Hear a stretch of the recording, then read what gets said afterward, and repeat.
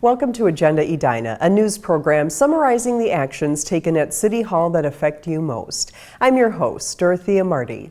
The City of Edina is one of just a few communities in the state with AAA bond ratings from two top agencies. Independent bond rating agencies Standard & Poor's and Moody's Investors Service recently affirmed their high bond ratings for Edina. In 2000, Moody's Investors Service gave the City of Edina its highest rating. In 2002, Standard & Poor's upgraded Edina's general obligation bond rating to its highest rating of AAA. The agencies reaffirmed their ratings last month, which is no small feat. Other cities' bond ratings have recently been downgraded, including the City of Minneapolis. Bond ratings are important, obviously, to keep interest rates low and taxes and user fees low. So that's the main reason that we're concerned about bond ratings, but it's also a reflection of the greater economy of the city.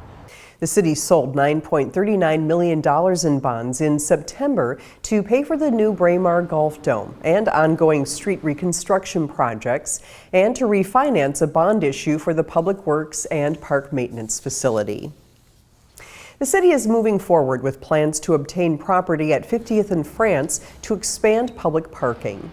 The 50th and France Business District is hampered by a shortage of parking during peak shopping and dining hours. For several years, the city has studied how to provide additional parking for the shared use of the local community, including employees, customers, and neighborhoods. A 2011 report from Walker Parking Consultants indicates that hundreds of additional parking spaces are needed at 50th and France. The Hooten Cleaners and Launderers property at 3944 West 49th and a half Street is located immediately adjacent to the existing north parking ramp, which could be expanded to the west to provide approximately 50 to 75 new spaces. The owners of the dry cleaners recently retired and closed the business with the intent of repurposing the building. Despite many conversations since late 2012, the parties have not been able to agree on a purchase price. An updated appraisal was recently completed and will be used in another attempt to negotiate a fair purchase price for the site. If that attempt is unsuccessful, the city intends to move forward with eminent domain. For almost a year now, the city has been talking with the owners of the business to see if there's a way to acquire the site to achieve mutual goals. So far, after nearly a year of conversation, we haven't found a price that we can all agree to. But the need for parking still exists. The parking demand still exists for the whole area, for the benefit of the whole community, and that's something that the city really wants to resolve. The city expects the negotiation and acquisition process to take several months. As part of Edina's 125th anniversary, 3 homes built during different time periods were recently opened to the public. Hundreds turned out for the tour, which shed architectural and historic light on each property. Edina 16's Dietrich Nissen stopped by 2 of the home tours and gives us a look inside. Hi Joyce, the flowers are here. Joyce Mellum believes in preservation. I opened up my house today so that people could see that these houses are very livable. There's plenty of space. Her home at 4506 Arden Avenue was built in 1929. Inside are the original door handles and hardwood floors, which share space with antique furniture, new windows, and an up-to-date kitchen. There's no need to live in a big mansion.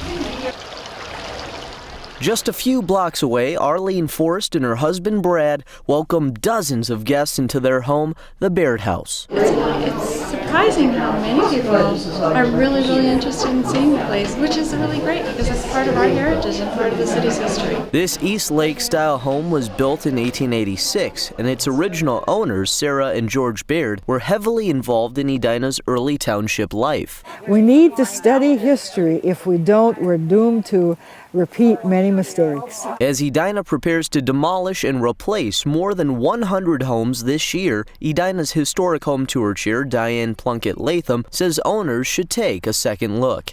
So that people can see how we can rehab these older homes and making fairly minor modifications without having to tear the whole house down. These are all well worth preserving, and we hope that many residents will consider this route in the future.